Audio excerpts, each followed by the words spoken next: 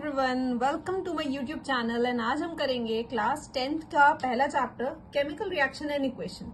आज हम इस चैप्टर को पूरी तरह समझेंगे एंड आई होप कि by the end of this class आपको ये पूरा चैप्टर अच्छे से समझ में आ जाएगा।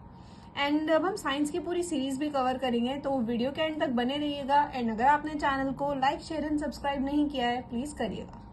सो अब आइए पढ़ते हैं। Consider the following situation on daily life and think what happened when. Guys, मेरा जो पर्पज है यहाँ पे रीड करके समझाने का, पढ़ाने का, वो यही है कि अगर आपके पास एनसीईआरटी नहीं है और अगर आप चाहते हैं कि एनसीईआरटी को लाइन बाय लाइन समझाने के लिए कोई होना चाहिए, तो अगर आप चाहते हैं एज अ होम ट्यूशन भी, तो इन चीज़ों को, क्योंकि मुझे पता है नीड होती है, हर इंसान को नीड होती है एंड हर कोई अफोर्ड नहीं कर पाता, तो आप अलग से खरीदने की जगह आप इस चैनल पे जाके एनसीईआरटीज को जाके कवर कर सकते हैं एंड यहाँ पे समझ सकते हैं। सो कंसीडर करते हैं सिचुएशन को डेली लाइफ की एंड थिंक व्हाट हैपेंड। यहाँ पे कुछ सिचुएशंस दी है। Milk is left at room temperature and during summer. I hope आपको मेरी बुक ये क्लियरली दिख भी रही होगी। मिल्क जब लेफ्ट हो जाता है रूम टेम्परेचर में समर के टाइम, आयरन का जो तवा है, पैन है, nail is left expose to humid temperature. Grapes get fermented, food is cooked, food get digested in our body and we respire. तो गाइज ये सारे प्रोसेसेस बताएं कि समर के टाइम पे किस तरह मिल्क जो है लेफ्ट कर दिया जाएगा रूम टेम्परेचर पे, क्या वो फट जाएगा। आप इन चीजों को घर पे या इधर उधर ऑब्जर्व करते होंगे। जब हम रिस्पायर करते हैं, फूड जब डाइजेस्ट होता है, तो गाइज आप देख रहे हैं ये टर्म्स, रेस्पिरेशन, रिस्पायर का मतलब है रेस्पिरेशन, और डाइजेशन, रेस्पिरेशन। यहाँ पे देखिए ग्रेप्स गेट फर्मेंटेड, फर्मेंटेशन। हमने ऐसे ऐसे टर्म्स कहीं सुने हैं, आपने भी सुने ही होंगे, आपने भी पढ़े होंगे, और अगर नहीं भी पढ़े हैं सो गाइस टेंशन मत लीजिएगा, हम चैप्टर के अच्छे से इन डेप्थ में पढ़ेंगे और समझेंगे इस चैप्टर में क्या समझाया है। In all the above situation the nature and the identity of initial substance have somewhat changed. यानी कि जब इनिशियली कोई सब्सटेंस था उसकी जो नेचर है चेंज हो जाती है। जैसे फूड है, फूड अगर हम कहते हैं डाइजेस्ट होता है, तो वो डाइजेस्ट होता होता पूरा ब्रेक डाउन हो जाता है, उसकी इनिशियल नेचर जो होती है वो चेंज हो जाती है। So we have already learned about physical and chemical changes of matter in our previous classes. So पहले की जो क्लासेस है आपकी, वो भी वीडियोस अपलोड होंगी, तो उनमें भी आपने पढ़ा होगा। वैसे तो आप खुद से सेल्फ स्टडी अगर आपने करी है कि वहाँ पे भी हमने केमिकल चेंजेस का पढ़ा था, फिजिकल चेंजेस का पढ़ा था 9th में।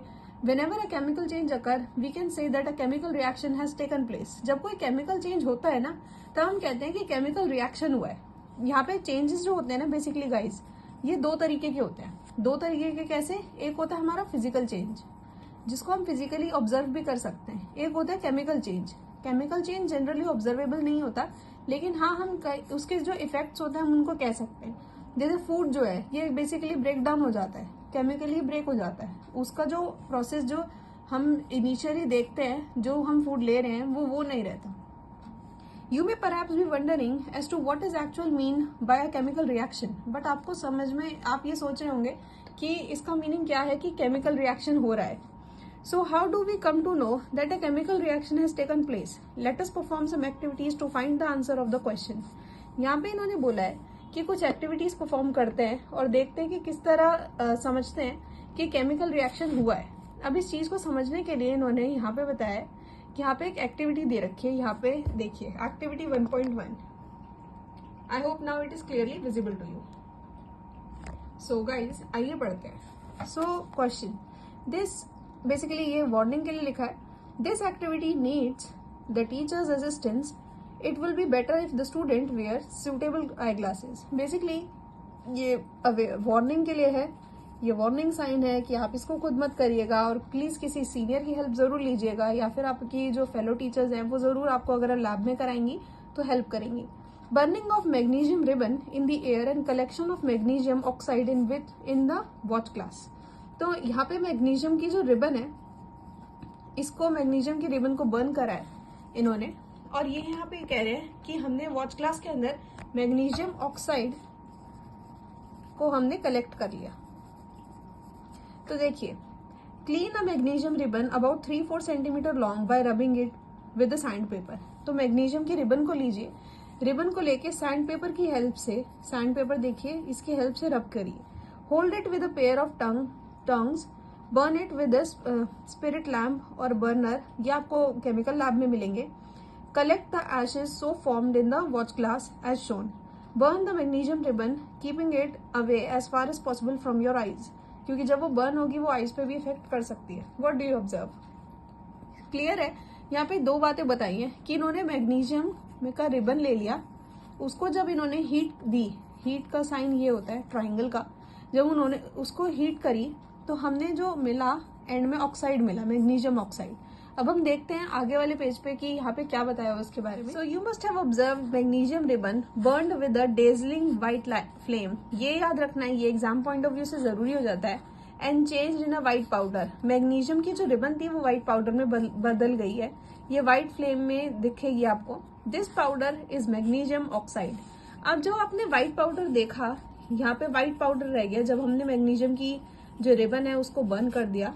और ये जो व्हाइट पाउडर है ये एक तरीके का मैग्नीशियम ऑक्साइड है. इसको हम मैग्नीशियम ऑक्साइड बोलेंगे. ये व्हाइट फ्लेम है, इसकी प्रॉपर्टी है. It is form due to the reaction of magnesium and oxygen present in the air. तो आपने देखा यहाँ पे हुआ क्या, यहाँ पे जो मैग्नीशियम है, मैग्नीशियम को लेके ऑक्सीजन के साथ जब वो रिएक्ट बेसिकली हुआ तो मैग्नीशियम ऑक्साइड फॉर्म हो गया. यहाँ पे ये केमिकल रिएक्शन बता रहे हैं.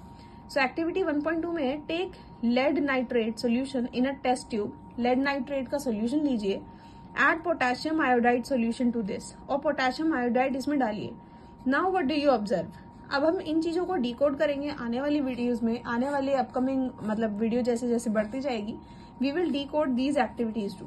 सो take few zinc granule in a conical flask और test tube. Add dilute hydrochloric acid और sulphuric acid to this. Handle the acid with care. Do you observe anything happening around the zinc granule? So ये कह रहे हैं zinc के granule लीजिए conical flask में कि या फिर किसी टेस्ट ट्यूब में, उसमें HCl डालिए या फिर सल्फ्यूरिक एसिड. ये हाईली एसिडिक होते हैं, इनको बहुत हैंडल करना पड़ता है केयरफुली वरना जलने का डर हो सकता है. टच द कॉनिकल फ्लास्क या टेस्ट ट्यूब को. Is there any change in its temperature. आइए ऑब्जर्व करते हैं. गाइज देखिए यहाँ पे एक वीडियो में, यहाँ पर एक इस वीडियो में मैंने थोड़ा जूम करती हूँ. ये दे रखी है फिगर, आई होप आपको दिख रही होगी. ये कॉर्क है, ये है ग्लास की ट्यूब, ये जो शो कर रखी है ये है कॉनिकल फ्लास्क, ये आपको लैब में दिखेगा. डाइल्यूट सल्फ्यूरिक एसिड है, ये जिंक के ग्रैन्युल्स है. Formation of hydrogen gas by the action of dilute HCl या फिर sulphuric acid in it. Basically इन्होंने क्या किया, जिंक के ग्रैन्युल्स के अंदर जब इन्होंने डाइल्यूट किया सल्फ्यूरिक एसिड या फिर HCl तो इन्होंने देखा ये कॉनिकल फ्लास्क है, H2 की गैस यहाँ से निकली और ये हमारा जो कॉर्क है ये लगा हुआ है. आइए देखते हैं. From the above three activity we can say that the following observation helps us in determining whether a chemical reaction has taken place. So above इन चीजों से हमें समझ में आया कि केमिकल रिएक्शन हुआ है या नहीं हुआ है. हम इन चीजों को रिएक्शंस को गाइज आगे पढ़ेंगे. सो मैं भी इसको ज्यादा डेप्थ में लेके नहीं जा रही हूँ क्योंकि आने वाली जो अपकमिंग केमिकल रिएक्शन का ये जो टॉपिक आपको दिख रहा होगा इसमें यही सब एक्सप्लेन किया हुआ है. Change in state, change in colour, evolution of a gas, change in temperature. Guys अगर आपके पास नोटपैड की कोई बुक है या कोई भी चीज है जिसमें आप लिख रहे हैं, आप प्लीज इस चीज को लिख लीजिएगा. या एनसीईआरटी के पॉइंट ऑफ व्यू से बहुत जरूरी है कि स्टेट में चेंज होना, कलर में चेंज होना, फिर गैस में चेंज होना या टेम्परेचर में चेंज होना, ये जरूरी चीज है. As we observe the change around us, we can see that there is a large variety of chemical reactions taking place around us. So we still study about various types of chemical reactions and this symbolic representation in this chapter. Guys, chemical reactions के साथ क्या होता है मैं आपको एक बात फिर से समझाना चाहूंगी कि chemical reactions को हम सीधा नहीं एक्सप्लेन करते. बेसिकली होता क्या है, हम एक एक चीज को नहीं लिखेंगे. तो मैग्नीशियम को जैसे Mg डिनोट कर दिया या फिर बेसिकली सिंबल्स होते हैं जो आपको याद करने पड़ेंगे. ये बहुत ज्यादा हेल्पफुल होते हैं क्योंकि आपकी आने वाली केमिस्ट्री में ये बहुत ज्यादा हेल्प करेगा आपको. Activity 1.1 can be described as when a magnesium ribbon is burned in oxygen. ऊपर हमने एक्सप्लेन यही करना चाहा कि मैग्नीशियम की रिबन को जब ऑक्सीजन में बर्न किया it get converted to magnesium oxide.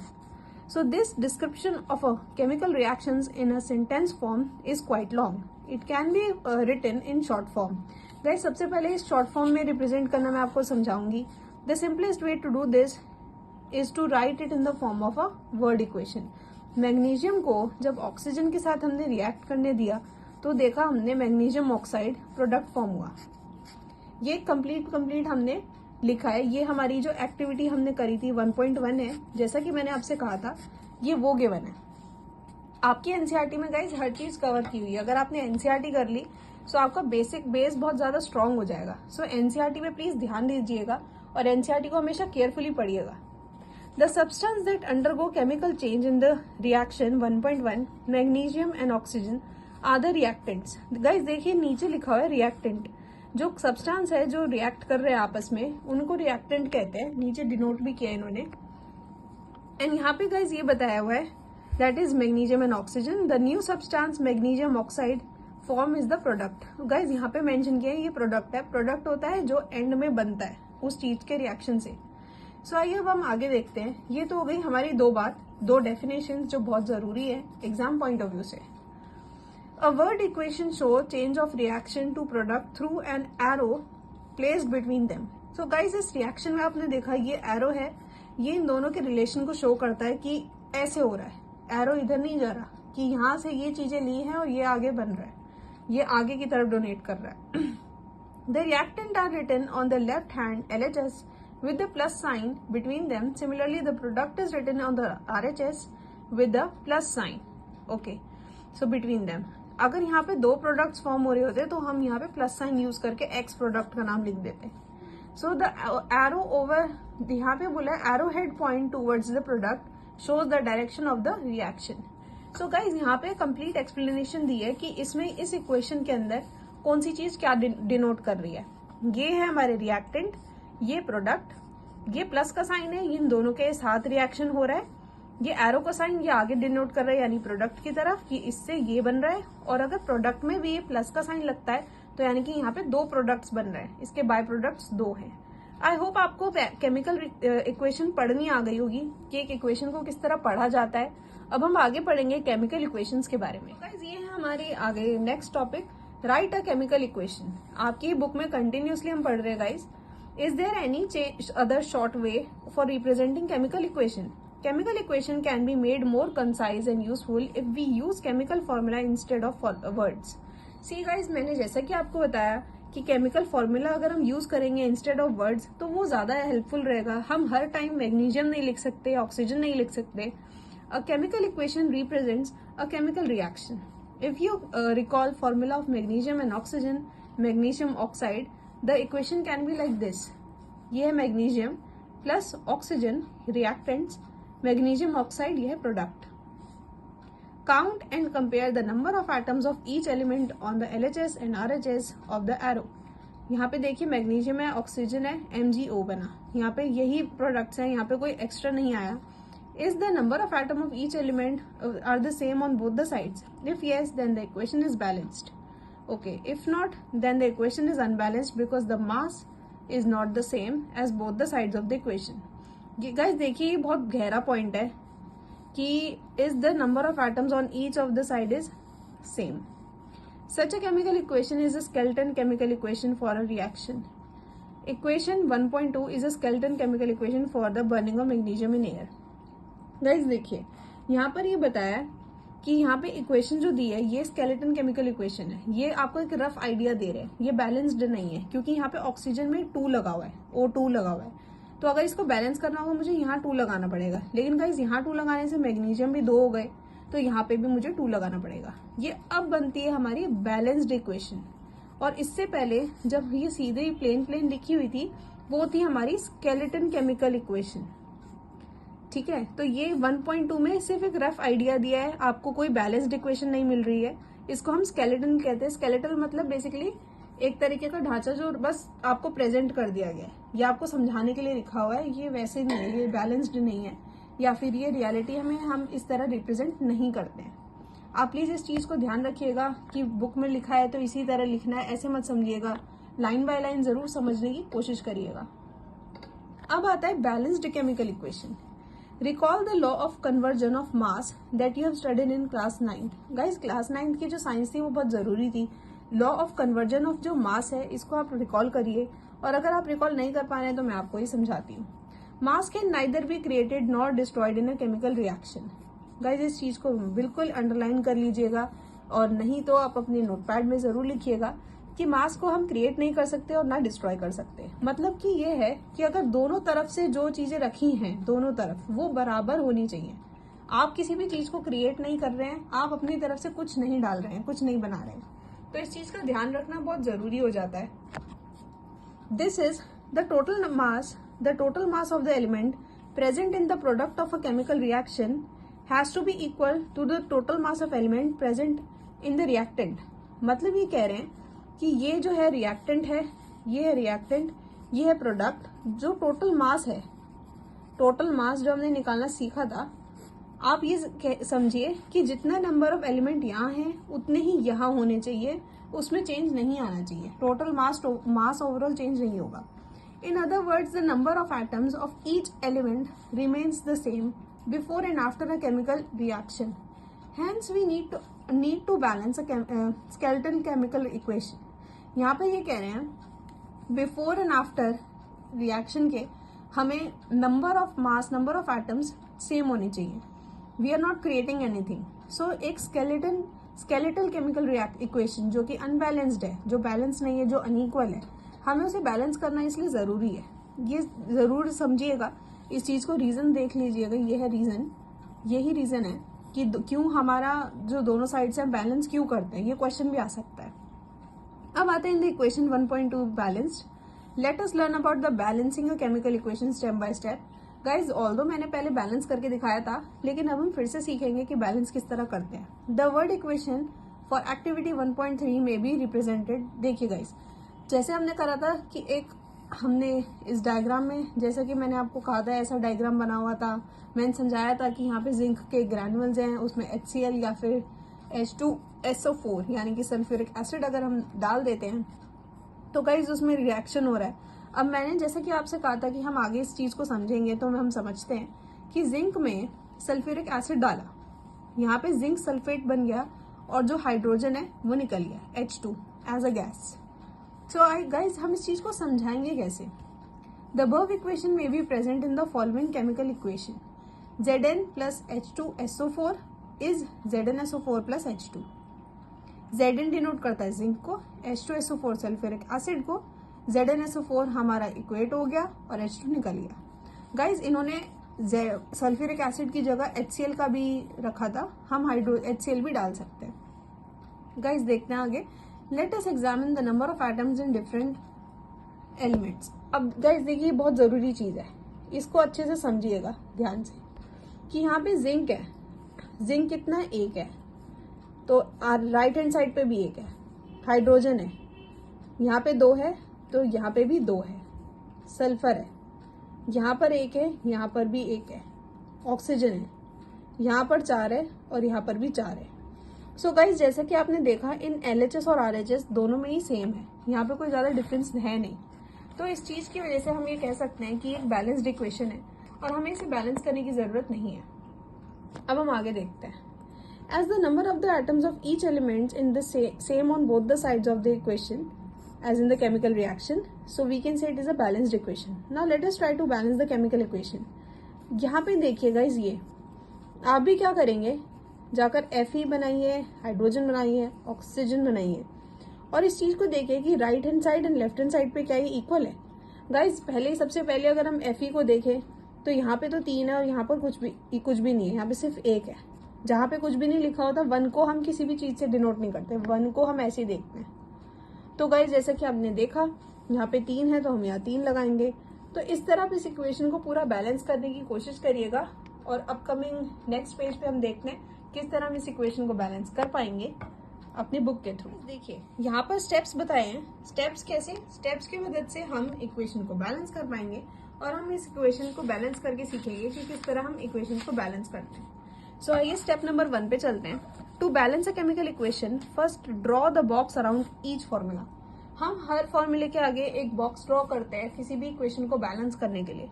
Do not change anything inside the box while balancing the equation. किसी भी चीज को अंदर से चेंज मत करिएगा। लाइक Fe है, Fe को Fe रहने दीजिएगा, कुछ और मत करिएगा। सो गाइज, अब हम आगे देखते हैं। जब हमने बॉक्स बना लिया, let the number of the atoms in different elements be unbalanced. Let it be if it is unbalanced, उसको छोड़ दीजिए। हम आगे सीख रहे हैं, देखते हैं। हम अपनी तरफ से फिलहाल कुछ नहीं करेंगे। Fe यहाँ पर 1 है, जैसे कि मैंने आपसे कहा था, यहाँ पे 3 है। हाइड्रोजन यहाँ पर 2 है, तो हाइड्रोजन यहाँ पर 2 है, बैलेंस्ड है। ऑक्सीजन यहाँ पर 1 है, तो यहाँ पे ऑक्सीजन 4 है। सो गाइस, देखा आपने कितना वेरिएशन था। यहाँ पे जैसे कि मैं आपको समझा रही थी कि यहाँ पे Fe plus H2O, Fe3O4 plus H2। सो यहाँ सबसे पहला जो स्टेप था, इन्होंने क्या किया था, इक्वेशन लिखी, दूसरे पे इन्होंने काउंट किया। अब जब हमने काउंट किया गाइस, तो हम इसमें डिफरेंस देखेंगे, कौन सी चीज सेम है और कौन सी नहीं। तो आपने नोटिस किया होगा कि हाइड्रोजन जो है यहाँ पे भी 2 है, LHS में, और RHS में भी 2 है। तो इसका मतलब ये है कि जो हाइड्रोजन है इसके एटम सेम है।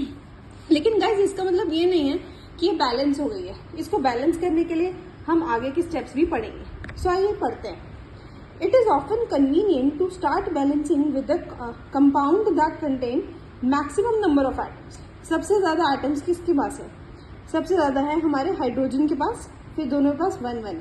लेकिन अगर हम RHS में देखते हैं तो ऑक्सीजन के पास सबसे ज्यादा है। क्योंकि हाइड्रोजन बैलेंस्ड है तो हम ऑक्सीजन की तरफ देखेंगे। So it may be a reactant और अ प्रोडक्ट। देखा, हमने दोनों ही तरफ देखा। In that compound select the element which has the maximum number of atom.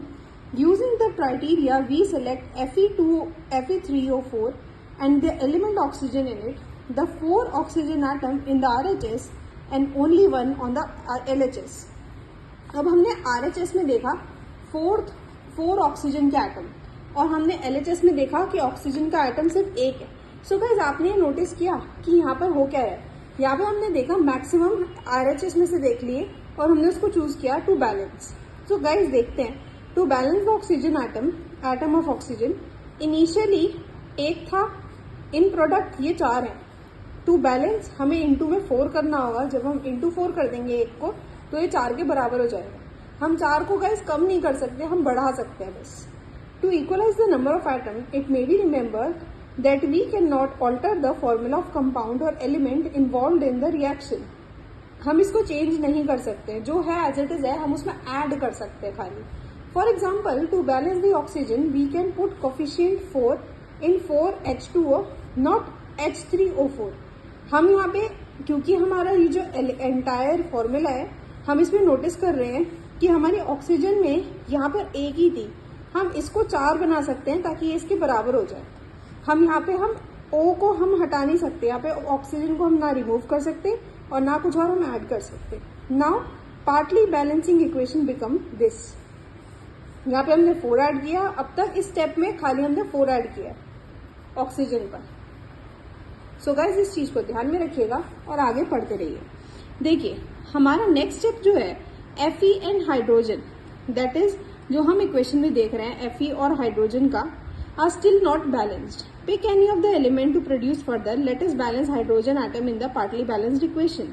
Partly balanced equation मतलब है पूरी बैलेंस्ड इक्वेशन नहीं है, हम इसको बैलेंस करते हैं। To equalize the number of atoms, that is hydrogen atoms, make the number of molecule of hydrogen as 4 on the RHS। Atom of hydrogen initially in reactant, initially वो 8 थे, इन product 2 है। So guys, जब हम इस equation को फिर से हम देखते हैं तो हमने देख लिया, क्योंकि हमने 4 रख लिया, तो यहाँ पर क्या होता है, जो हमारे हाइड्रोजन है वो 8 बन गए हैं, यानी कि 4 × 2 हो गया, वो है 8। ये 8 हो गया। और टू बैलेंस हमें क्या करना होगा, दूसरी तरफ भी उसको 8 करना होगा, उसके लिए हमें 2 से मल्टीप्लाई करना है। सो गाइस, आपने देखा हमने यहाँ 4 किया था, यहाँ पे इसी तरह हमने यहाँ से 2 से मल्टीप्लाई करके 8 कर दिया। तो अब हमारा हाइड्रोजन जो है ये बैलेंस हो गया है, और जो हमारी ऑक्सीजन है ये भी बैलेंस हो गई है। लेकिन आपने देखा कि Fe ना बैलेंस होने की वजह से ये इक्वेशन अभी भी वहीं की वहीं है, और यहाँ पे ये भी है कि ऑक्सीजन भी डिस्टर्ब होगी अगर हम Fe में कुछ और ऐड करेंगे। सो गाइस, देखते हैं हम इसको किस तरह बैलेंस करेंगे। इसको बैलेंस करने के लिए examine the above equation and pick up the third element which is not balanced. हम एक तरीका और देख सकते हैं, you may find that only 1 element is left to be balanced, that is iron. सिर्फ आयरन रह गया। सो यहाँ पर आयरन 1 है और यहाँ पर 3 है, तो हम क्या करेंगे, 1 को 3 कर देंगे। अगर हमने Fe में 3 डाल दिए तो हमें ये बिल्कुल छेड़ना नहीं पड़ेगा, और जो हमने बैलेंस किया वो एज इट इज वहीं का वहीं रहेगा। सो गाइज, आपने देखा किस तरह हमने ये छोटी सी इक्वेशन को किस तरह बैलेंस किया, और कितने स्मार्टली हमने डिसाइड किया कि हमें 3 एटम कहाँ डिस्ट्रीब्यूट करने हैं, या फिर 4 एटम कहाँ डालने हैं, हमें 4 से मल्टीप्लाई कब करना है, इसके लिए थोड़ी सी मैथमेटिक्स भी यूज होगी, आपको थोड़ा ध्यान रखना पड़ेगा, पेपर में बहुत केयरफुली आपको देखना पड़ेगा। Finally, to check the correctness of the balanced equation, we count atom of each element on both the side of equation. हमने देखा यहाँ पे सारे बैलेंस हो गए हैं। The number of the atom of element on both the side of the equations are equal, यानी कि दोनों इक्वल है। The equation is now balanced. या गाइस, ये है बैलेंस्ड इक्वेशन की definition, that the number of the atoms on both the sides are same. This method of balancing chemical equation is called hit and trial method, and we make the trial to balance the equation by using the smallest whole number coefficient. ये hit and trial method है guys, ये कोई fixed method नहीं है। आपको अपने smartness के basis पर ही आंसर डिसाइड करना होगा कि किस तरह कौन सी चीज को कितना डिवाइड करेंगे। आप चाहते तो इसको कॉम्प्लिकेट भी कर सकते थे, लेकिन बहुत इजीली हमने सॉल्व किया क्योंकि हमने स्मार्ट अप्रोच देखी। Writing symbols of physical states, carefully examine the above balanced equation. Does this equation tell us anything about the physical state of each reactant and product?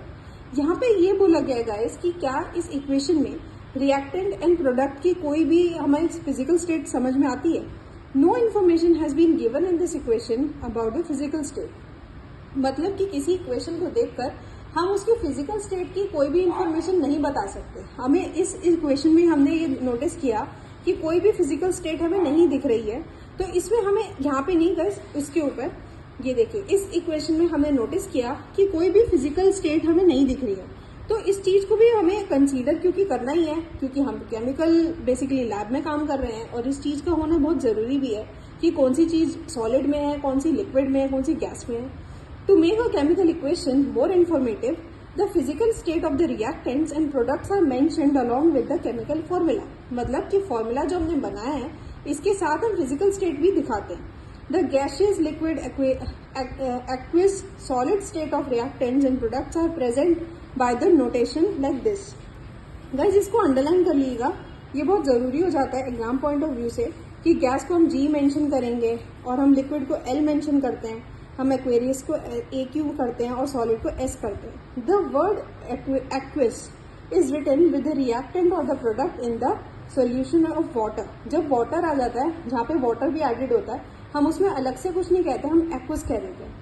अब Fe सॉलिड था, H2O वो gaseous form में था हमारा जो आया, फिर आता है Fe3O4 सॉलिड है और H2 की गैस हमारी रिलीज हो गई, जो हमने केमिकल बेसिकली रिएक्शन एक्टिविटी हमने जो करी थी। Note that the symbol G is used with H2O to indicate that in this reaction water is used in the form of steam. Guys, ये बहुत जरूरी पॉइंट है। H2O आपको लगता है कि ये होता है वाटर, H2O आपको वाटर लगता है, लेकिन यहाँ पे वाटर का ही इस्तेमाल स्टीम की फॉर्म में हुआ है। गाइज, यहाँ से हमारी क्लैरिटी आती है क्वेश्चन में, जब गैस लिखा है तो आपको समझना है कि गैसियस फॉर्म में यानी कि वेपर फॉर्म में यहाँ पे पानी का इस्तेमाल हुआ है। Usually physical states are not included in the chemical equation unless it is necessary to specify them. जब तक स्पेसिफिकेशन के लिए बोला ना जाए, जब तक कहा ना जाए, तब तक यूजुअली हम नहीं करते हैं। Sometimes the reaction condition such as temperature, pressure, catalyst etc. for the reaction are indicated above and below the arrow of the equation.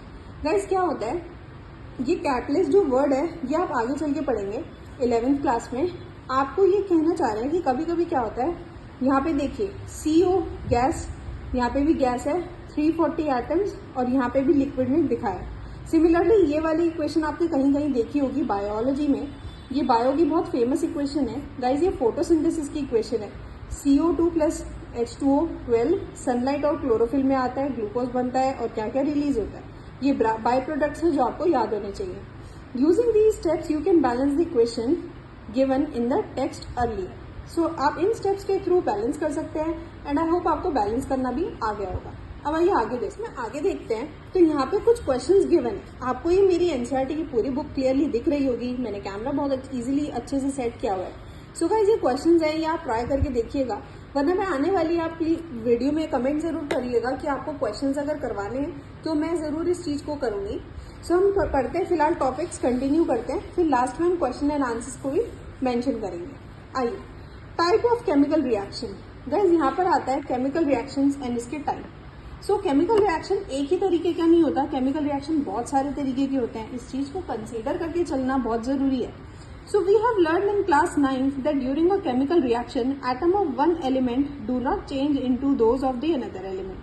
मतलब कि कोई भी एटम एक एलिमेंट का है, हमने देखा वो दूसरे एलिमेंट में नहीं चेंज होता, it remains same.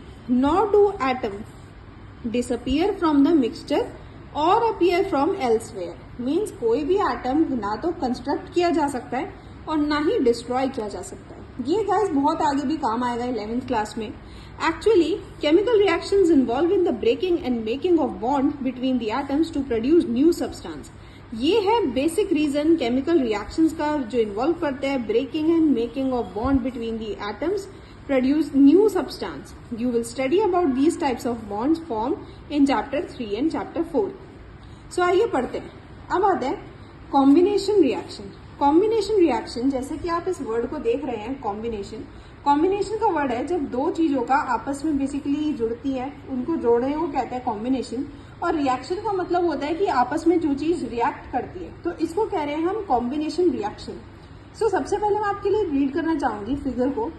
Formation of slaked lime by the reaction of calcium oxide with water. यहाँ पे देखिए एक्टिविटी में क्या गिवन है. यहाँ पे वाटर लिया है, यहाँ पे बीकर लिया है, यहाँ पे कैल्शियम ऑक्साइड लिया है. Take a small amount of calcium oxide और quick lime in a beaker. ठीक है. Slowly add water to this. आपने इसको पानी ऐड किया. Touch the beaker as shown in 1.3. Now do you feel any change in the temperature. आपने क्या कोई टेम्परेचर में चेंज देखा. सो यहाँ पे गाइस क्या कह रहे हैं इस बीकर में कि कैल्शियम ऑक्साइड को यूज किया गया और इसमें पानी डाल दिया गया. सो किस तरह स्लेक लाइम बन जाता है, आपको ये रिएक्शन ये बताना चाह रहा है. इस एक्टिविटी के थ्रू ये समझाया है. Calcium oxide react vigorously with the water to produce slake lime. Means calcium go hydroxide releasing a larger amount of heat. Means CaO quick lime में पानी अगर डाला जाए लिक्विड, ये स्लेक्ड लाइम बन जाता है CaOH. इसको फॉर्मूला गाइस बिल्कुल ध्यान रखिएगा. AQ का मतलब है इसमें पानी भी है और हीट भी रिलीज होती है. सो गाइस देख रहे हैं in this reaction calcium oxide in water. Guys ये बहुत फेमस है, ये बहुत जरूरी है. 11th में भी बहुत ज्यादा हर जगह रिएक्शंस में आता है, इसको ध्यान रखिएगा. In the reaction calcium oxide in water combine to form a single product calcium hydroxide. यहाँ पे किस तरह कैल्शियम का हाइड्रोक्साइड बन रहा है.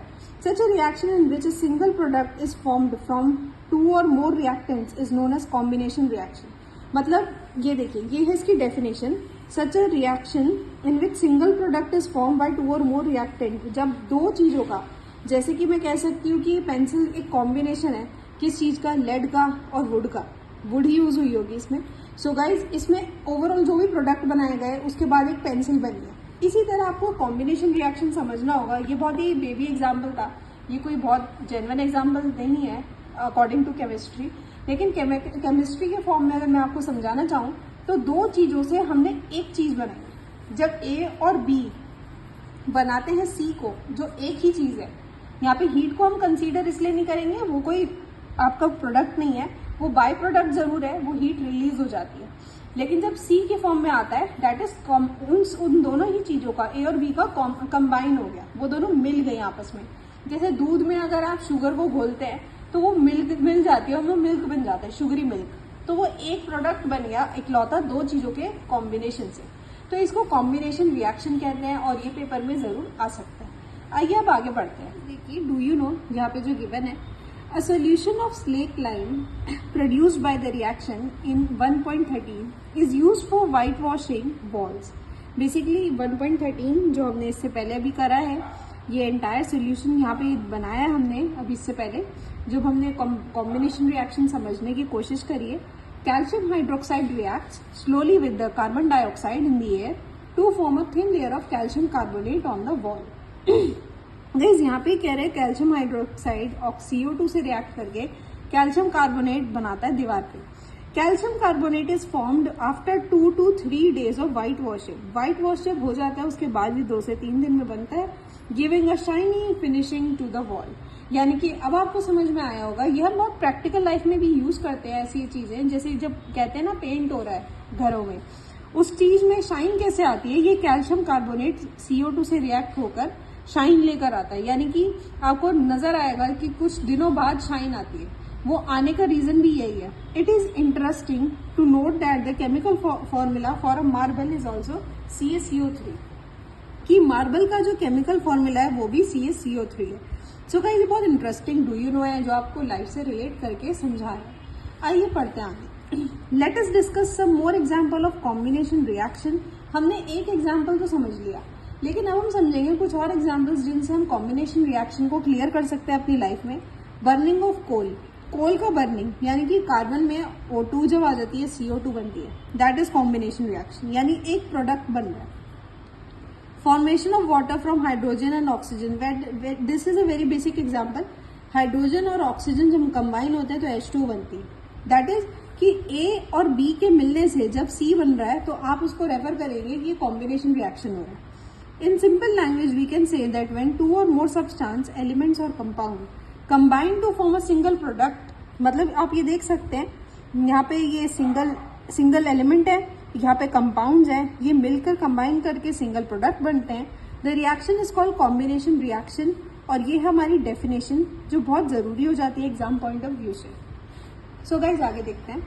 Activity 1.4, we also observe that a larger amount of heat is evolve, बहुत ज्यादा अमाउंट ऑफ हीट भी निकलती है। This makes the reaction mixture warm, मतलब जब रिएक्शन हो जाता है तो ये बहुत ज्यादा वार्म हो जाता है। Reaction in which heat is release along with the formation of product हुआ और हीट रिलीज हुई, तो इसमें कहते हैं एक्सोथर्मिक रिएक्शन। एक होता है गाइस एक्सोथर्मिक, ये आप आगे चल के भी पढ़ेंगे, ये बहुत इंपॉर्टेंट है। एक्सोथर्मिक रिएक्शन ये इन बिटवीन क्योंकि बताया हुआ है कि जिसमें हीट रिलीज होती है, जहां पे हीट आती है किसी रिएक्शन में रिलीज होती है, उसको हम एक्सोथर्मिक रिएक्शन कहते हैं। Other example of exothermic reaction, burning of natural gas, जैसे CH4 है, ऑक्सीजन के साथ बर्न होती है, CO2 निकलती है, H2O निकलती है। That is, do you know that respiration is exothermic reaction, ये आपको पता करना है क्या ये एक्सोथर्मिक है। We all know that we need energy to stay alive, हमें एनर्जी चाहिए। We get this energy from the food we eat, हम जो खाना खाते हैं हमें एनर्जी वहां से मिलती है। During digestion food is broken down into similar substance, मतलब वही फूड जो होता है छोटे छोटे सब्सटेंस में, जैसे मैंने आपको समझाया था, ब्रेक हो जाता है। For example rice, potato, bread contain carbohydrate, these carbohydrates are broken down to form glucose. So guys आपने देखा जो आपने खाया राइस, पोटैटो और जो भी आप चीज खाते हैं, ब्रेड अगर आप खाते हैं वो कार्बोहाइड्रेट में आ जाती है और कार्बोहाइड्रेट से ग्लूकोज बनता है। अब आगे आता है glucose contain oxygen with oxygen in the cell of our body and provide energy. अब ग्लूकोज से ऑक्सीजन हमारे सेल को मिलती है और एनर्जी हमारी बॉडी को मिलती है। So the special name of this reaction is respiration, this process which you will study in chapter 6। ये बहुत अच्छे से एक्सप्लेन है, इन डेप्थ में एक्सप्लेन किया हुआ है रेस्पिरेशन किसे कहते हैं। C6H12O6 के साथ यानी ग्लूकोज के साथ जब ऑक्सीजन कंबाइन होता है तो CO2 रिलीज होती है, H2O एनर्जी निकलती है। गाइस अब आता है हमारा थर्ड पॉइंट, ये बहुत इंपॉर्टेंट है। The decomposition of vegetable matter into compost is also an example of exothermic reaction. जब आप वेजिटेबल मैटर को कंपोस्ट बनाते हैं तो गाइस आप क्या करते हैं, आप उसको बेसिकली जो मिट्टी होती है, जो खाद होती है, उसके अंदर डाल के कवर कर देते हैं। वो एक एक्सोथर्मिक रिएक्शन है, उसमें भी हीट रिलीज होती है। सो गाइस आपने समझा कि कैसे होता है exothermic reaction in which heat is release along with the formation of product. Product तो बनता ही है, ह्यूमस तो बनता ही है इसमें, लेकिन इसमें हीट भी आती है। Identify the type of reaction taking place in the activity 1.1 where heat is given out along with the formation of single product. Heat निकलती है और एक सिंगल प्रोडक्ट के फॉर्मेशन के साथ आपको यह आइडेंटिफाई करना है, ये आपका काम है। सो गाइस हम आगे बढ़ते हैं। हमारा आता है डीकम्पोजिशन रिएक्शन। डीकम्पोजिशन रिएक्शन में मैं पहले इस गुड़िया को दिखाना चाहूंगी। यहाँ पे ये क्या कर रही है, वाफ्टिंग गैस जेंटली टूवर्ड्स नोज, हल्का हल्का बेसिकली लाइक स्मेल लेके देखना है। Do not point the mouth of boiling tube at your neighbouring और योर सेल्फ, इसके बिल्कुल सामने नहीं खड़ा होना चाहिए। फिर ये आपकी ट्यूब है, ये बर्नर है। Correct way of heating the boiling tube contain crystal of ferrous sulphate end of smelling the order. ये बेसिकली ऑर्डर को स्मेल करने का एक तरीका समझा रही है। Boiling tube, ferrous sulphate, crystal, तो यहाँ पे एक तरीके का ये सेटअप है। यहाँ पे आपको अगर किसी चीज को स्मेल करना है, यहाँ पे फेरस सल्फेट क्रिस्टल का जो सेटअप बनाया हुआ है, इसको स्मेल करने का यही तरीका है, आप डायरेक्ट इसके सामने नहीं आएंगे। सो अब आते हैं हम एक्टिविटी पर, एक्टिविटी 1.5 पर। Take about 2 gram ferrous sulphate crystal in a dry boiling tube, note the colour of the ferrous sulphate crystal. ना आप इसको कलर को नोट करिए। Heat the boiling tube over the flame of a burner और a spirit lamp as shown. आप इसको heat करेंगे, observe the colour of crystal after heating, फिर आप ऑब्जर्व करेंगे क्रिस्टल के कलर को हीट के बाद। Have you notice that the green colour of ferrous sulphate crystal is changed. अब ये ग्रीन कलर का था इनिशियली, आपने नोटिस किया क्या ये चेंज हो गया है। You can smell the character of order of burning sulphur. Sulphur के बर्न होने से जैसे आप देखेंगे, आप जब करेंगे तो आपको समझ में आएगा उसकी स्मेल किस तरह की हो जाएगी। FeSO4 फेरस सल्फेट को जब आपने हीट किया बर्नर की मदद से, Fe2O3 ferric oxide, SO2 gas and SO3 gas release होती है। In this reaction you can observe that a single reactant break down to give simpler products. एक सिंगल रिएक्शन ब्रेक डाउन हो जाती है ताकि सिंपल प्रोडक्ट्स बनते हैं। तो यहाँ पे आपने जब ऑब्जर्व किया इस इक्वेशन को, आपने इससे पहले भी जो इक्वेशन है वो आपने नोटिस करी होगी, और उस जो इक्वेशन है उसमें दो प्रोडक्ट का एक बन रहा था। लेकिन आप जैसे कि देख सकते हैं यहाँ पर गाइस, देख सकते हैं आप इस इक्वेशन को, यहाँ पे in this reaction you can observe a single reactant break down to simpler product, thus is a decomposition reaction. Ferrous sulphate crystal FeSO4 S7H2O lose water when heat and the color of the crystal change. It then decomposes to ferric oxide, that is Fe2O3, sulfur dioxide SO2, sulfur trioxide SO3. So trioxide dioxide याद करने का एक अच्छा तरीका है, यहाँ पे 2 है तो डाई और यहाँ पे 3 है तो ट्राई। Ferric oxide is a solid while SO2 and SO3 are the gases. So guys यहाँ पे देखा आपने, ये जो गुड़िया ये जो स्मेल कर रही है ये SO2 SO3 को बेसिकली ऑब्जर्व करने की कोशिश कर रही है थ्रू इट्स स्मेल। अब आता है decomposition of calcium carbonate. Calcium carbonate का डीकम्पोजिशन यानी कि CaCO3 को जब हीट करते हैं फिर से स्प्लिट हो जाता है to calcium oxide and calcium वो कार्बन डाइऑक्साइड, और heating is an important decomposition reaction used in various industries. Calcium oxide is called lime or quicklime. It has many uses. One is in the manufacture of cement. When a decomposition reaction is carried out by heating, it is thermal decomposition. जब कोई decomposition reaction takes place होता है और heat की मदद से होता है, it is thermal decomposition. इसको thermal decomposition कहते हैं क्योंकि ये heat की मदद से हो रहा है। So जैसे कि आप देख रहे हैं यहाँ पे पहले भी जो हमारा था ये हीट से हुआ, ये दूसरा भी हुआ है, फिर अब हम आगे ऑब्जर्व करेंगे। सो देखिएगा यहाँ पे एक हैंड दिखाया है और इसको भी देखते हैं। A pair of tongs, boiling tube है यहाँ पर, लेड नाइट्रेट है यहाँ पे heating of lead nitrate and emission of nitrogen dioxide. यहाँ पे हीट किया है लेड नाइट्रेट को और एमिट हुआ है nitrogen dioxide. So another example of thermal decomposition reaction is given in this activity 1.6। Take about 2 gram lead nitrate powder in a boiling tube. एक boiling tube में आप लेड नाइट्रेट का powder लेंगे, इसको हीट करिए, hold the boiling tube with a pair of tongues and heat it over a flame. Now what do you observe? Note down the change. You will observe emission of brown fume. ये आपको changes को note करना होगा। Brown colour का fume आता है and the fumes are of nitrogen NO2 and the reaction that takes place is given above. So आइए अब हम आगे देखते हैं इस रिएक्शन को। ये जो रिएक्शन है यहाँ पे है lead nitrate, that is PB। इसको कैसे मेंशन करते हैं लेड को? PB। यहाँ पे NO3 होल ब्रैकेट का 2। अच्छा गाइज, इसमें आपको देखना होगा ये जो होल करके 3 फिर बाहर भी 2 लिखा है। गाइज ये बेसिकली बैलेंस करने का एक तरीका है। आपको धीरे धीरे बैलेंसिंग में जैसे जैसे आप प्रैक्टिस करेंगे आपको भी समझ में आएगा। जब आपने इसको हीट किया तो यहाँ पे लेड ऑक्साइड बना, यहाँ पे नाइट्रोजन डाइऑक्साइड बना, यहाँ ऑक्सीजन बना, तो ये भी डिकम्पोज हो गया, ये भी बाय प्रोडक्ट्स इसके आ गए, ये भी स्प्लिट हो गया।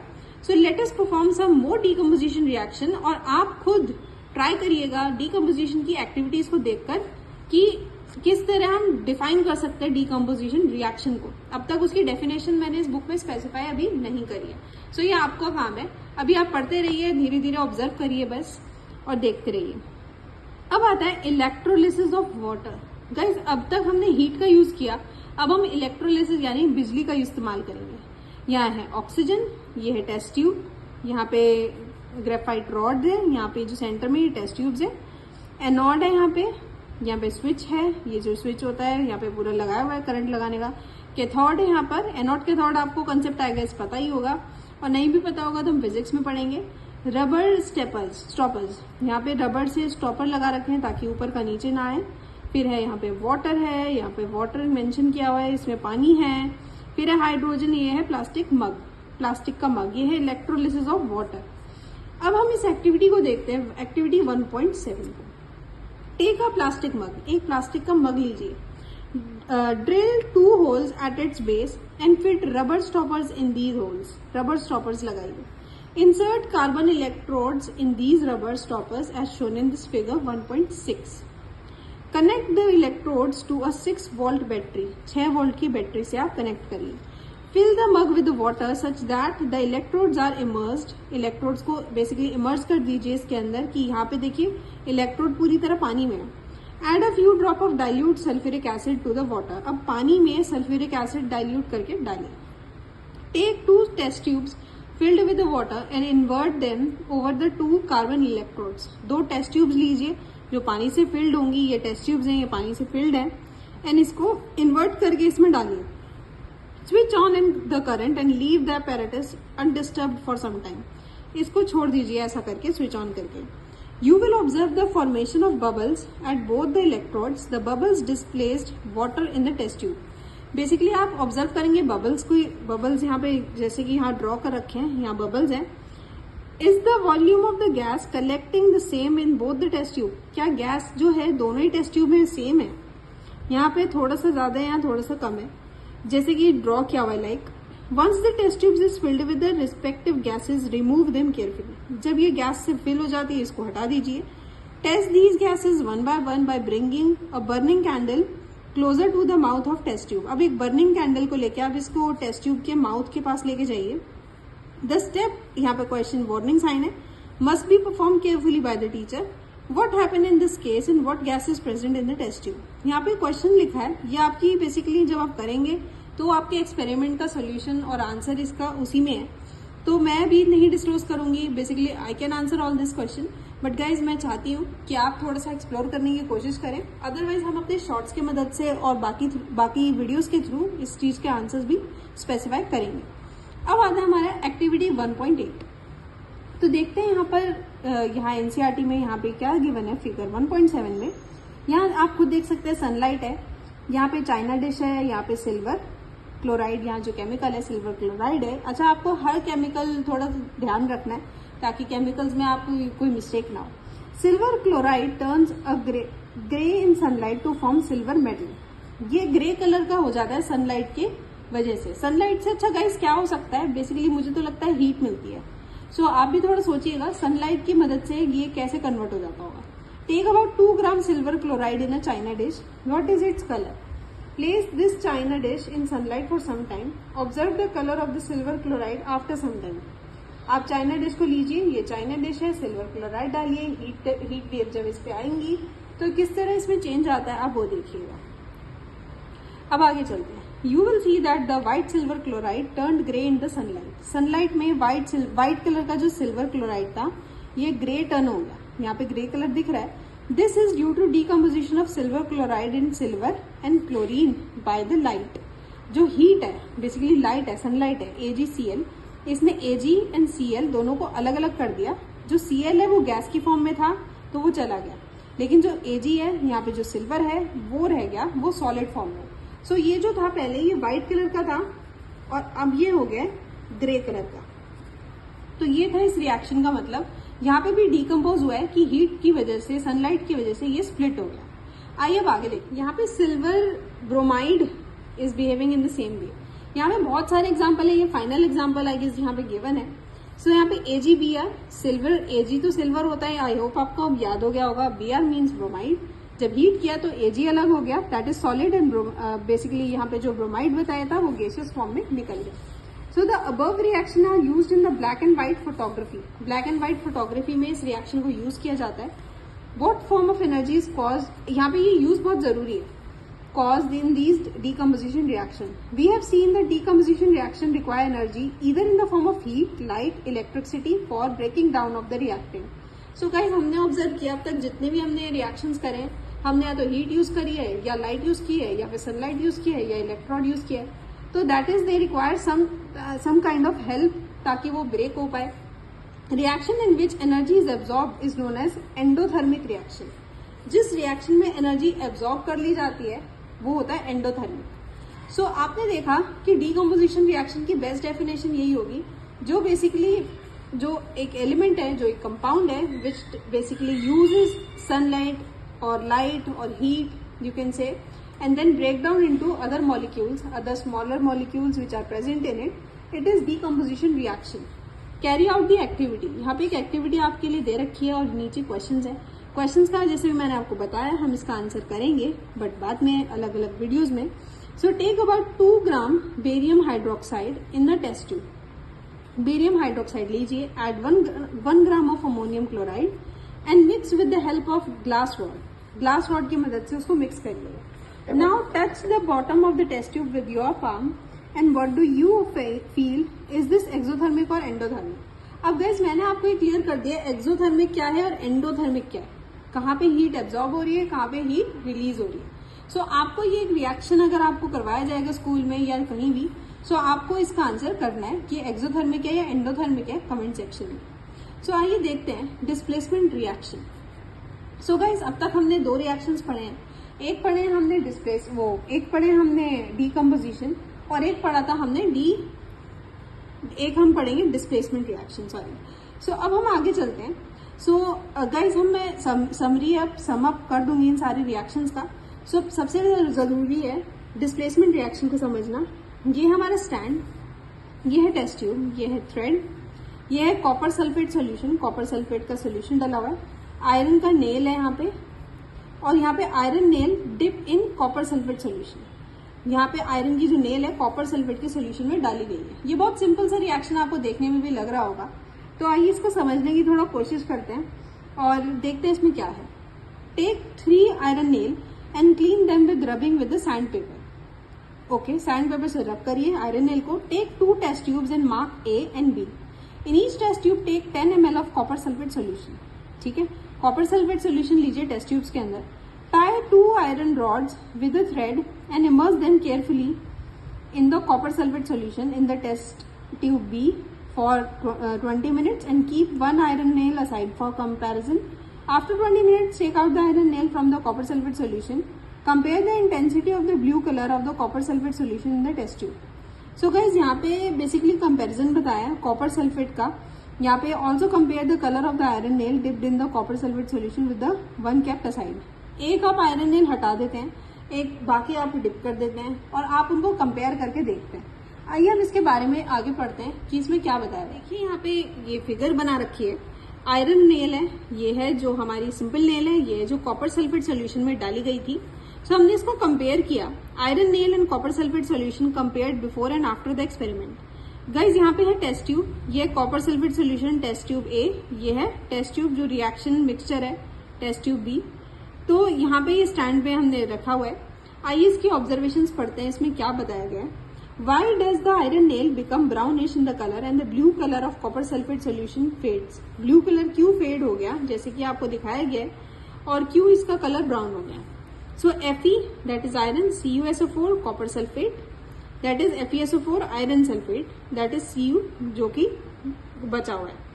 अब आगे हम इस बारे में पढ़ते हैं this reaction. Iron has displaced. अब आयरन आप देखेंगे, आयरन किसके साथ, SO4 के साथ डिस्प्लेस हो गया, मतलब अपनी जगह बदल ली उसने. सो आप देखेंगे एंड रिमूव अनदर एलिमेंट, और दूसरा एलिमेंट को रिमूव कर दिया, मतलब उसे भगा दिया. Copper, now copper sulphate solution is this reaction is displacement reaction. ये बहुत ही जरूरी है कि एक चीज को जब दूसरी चीज रिप्लेस कर देती है और इसके साथ वाली चीज को अलग फेंक देती है, या फिर इसके साथ वाली चीज को अलग फेंक देती है, इसको डिस्प्लेसमेंट कहते हैं. या आपस में अपनी अपनी जगहों को डिस्प्लेस कर देते हैं. और गाइस डिस्प्लेस करने के लिए क्या है, एक चीज मैं आपको समझाना चाहूंगी कि जो जिससे ज्यादा स्ट्रांग होगा वही डिस्प्लेस करेगा. Cu कमजोर था तो वो अकेला रह गया, Fe जो स्ट्रांग था वो FeSO4 के साथ आ गया, यानी वो जीत गया, वो ज्यादा स्ट्रांग है. आइए इस बारे में और पढ़ते हैं. In this reaction iron has displaced और removed another chemical, another element, copper. From copper sulfate solution, this reaction is displacement reaction. Other example of displacement reactions are Zn plus CuSO4. AQ means पानी वाला है, Aquarius. फिर आता है ZnSO4 और Cu को भगा दिया. फिर आता है Pb अगेन.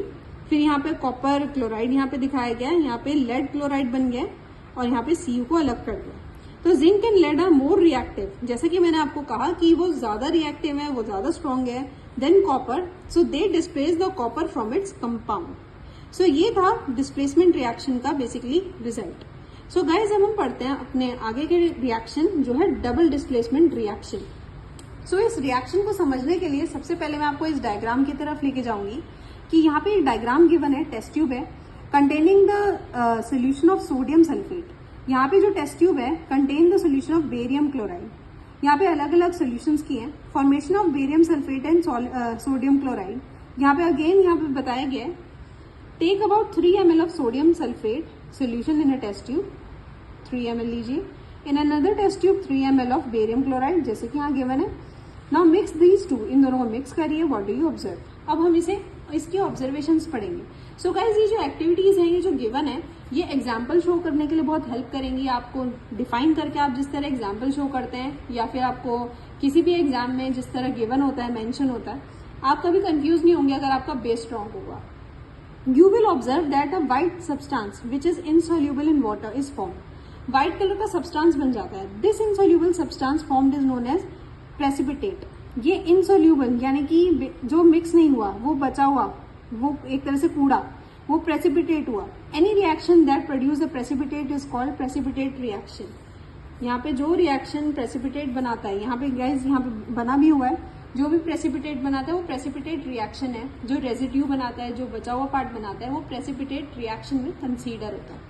अब आता है Na2SO4 that is sodium sulphate. Barium chloride जैसे कि यहाँ पे गिवन है, हमने क्या किया, अब Na ने SO4 के साथ आ गया, NaCl के साथ आ गया, ये आपस में हो गए, और Ba जो है SO4 के साथ आ गया, यानी कि ये क्रॉस हो गया एकदम, कि ये इसके साथ और ये इसके साथ, ये डबल डबल काम हो गया। यानी कि अब तक जो हमने इससे पहले देखा था कि जो Zn है वो SO4 के साथ आ रहा था और Cu अकेला था, लेकिन इस बार यहाँ पे क्या होता है कि Cu भी रिप्लेस कर लेता है किसी और के साथ। सो यहाँ पे डबल डिस्प्लेसमेंट का मतलब ये है कि दो चीजों ने दो अलग अलग जो है पेयर्स बन जाते हैं और डबल डिस्प्लेसमेंट हो जाती है। आइए आगे पढ़ते हैं, इस बारे में देखते हैं। यहाँ पे in the reaction 1.31 carbon is oxidised to CO and ZNO is reduced to Zn. In the reduction, HCl is oxidized to Cl2, whereas MnO2 is reduced to MnCl2. यहाँ पे MnCl2 बेसिकली रिड्यूस्ड है, यहाँ पे reduced हो रहा है, और क्या चीज ऑक्सीडाइज्ड हो रही है आपको खुद आइडेंटिफाई भी आप कर पाएंगे। From the above example, we can say that if a substance gains the oxygen or lose the hydrogen during a reaction, या तो वो गेन कर रहा है, लूज कर रहा है, it is oxidized. If a substance lose the oxygen or gain hydrogen, और गेन करता है हाइड्रोजन को, लूज करता है ऑक्सीजन को, इट इज रिडक्शन या फिर रिड्यूस्ड रिएक्शन। यहाँ पे हाइड्रोजन के साथ भी करा गया है कि उसने ऑक्सीजन तो लूज करी है समवेयर, फिर उसको रिप्लेस हाइड्रोजन ने कर दिया, तो यहाँ पे भी हम रिड्यूस्ड रिएक्शन को कंसीडर करेंगे, लेकिन हम कंपेयर हमेशा ऑक्सीजन को लेके करेंगे। आइए अब आगे देखते हैं। सो गाइज देखिए, sorry for the throat. So यहाँ पे रिकॉल एक्टिविटी है where a magnesium ribbon burns with a dazzling flame in the air and change into a white substance magnesium oxide if magnesium being oxidized or reduced in this reaction. So guys यहाँ पे यही है, छोटी सी एक activity recall activity है। जो पहली questions जो हमने देखी हैं अब तक, उनमें आपको देखना है, बताना है कि ऑक्सीडाइज कौन सा हो रहा है, रिड्यूस कौन सा हो रहा है। और अब हम चलते हैं इस चैप्टर के आखिरी टॉपिक की तरफ, जो है have you observe the effect of oxidation reaction in daily life. Basically इन चीजों का, क्योंकि हमारी डेली लाइफ में फर्क पड़ता है, हम इसलिए पढ़ रहे हैं। सबसे पहले हम आते हैं कोरोजन पे, फिर आएंगे हम रैंसिडिटी पे। सो पता होना चाहिए आपको कि कोरोजन किसको कहते हैं। You must have observe that iron articles are shiny. Iron के आर्टिकल्स शाइनी, चमकते हैं व्हेन न्यू, लेकिन जब नए होते हैं, but get coated with the reddish brown powder when left for some time, यानी कि जंग लग जाती है जिसको हम कह रहे हैं। This process is commonly known as rusting of iron. Some other metals also get tarnished in this manner. Have you noticed the color of the coating formed on copper and silver? When a metal is attacked by a substance, जब कोई metal attack किया जाता है around it such as moisture या acid, it is said to corrode and this process is corrosion. मतलब कि corrosion जंग लग जाना, एक तरह से अब corrode हो गया। The black coating on the silver and the green coating on the copper is the example of corrosion. सिर्फ आयरन ही नहीं, बाकी भी examples है सिल्वर के या फिर हमारे कॉपर के। Corrosion cause damage due to car bodies, bridges, iron railing, ships. and all the objects made of metal, especially for those of iron. Corrosion of iron is serious problem. Every year, a numerous amount of money is spent on the replacing the damaged iron. You will learn about more of corrosion in chapter 3. So guys, ये छोटा सा topic था. Basically कहने का मतलब यही है कि यहाँ पे जो रस्टिंग ऑफ आयरन की बात करी गई है, जैसे कि आप कोई भी छोटा सा एग्जांपल देख लीजिए कि जब किसी भी चीज को जंग लग जाती है हम उसको कोरोजन कहते हैं. और इसकी इन डेप्थ के लिए हम चैप्टर नंबर 3 में और अच्छे से पढ़ेंगे. अभी के लिए इसमें बहुत बेसिक सा बताया हुआ है. अब आता है रैंसिडिटी में. रैंसिडिटी में आइए. रैंसिडिटी क्या होती है? आई थिंक आपने सुनी नहीं होगी. हैव यू एवर टेस्टेड और smelt the fat oil containing food material left for a longer time? मतलब फैट या ऑयल कंटेनिंग मटेरियल को आपने स्मेल करके या टेस्ट करके देखा है जो लॉन्ग टाइम के लिए छोड़ दिया गया है. When fat and oil is oxidized, they become rancid. Their smell and taste change. जब फैट या ऑयल ऑक्सीडाइज हो जाता है उनका टेस्ट चेंज हो जाता है. Usually the substance which prevent oxidation, that is antioxidants, are added to the food containing fat and oil.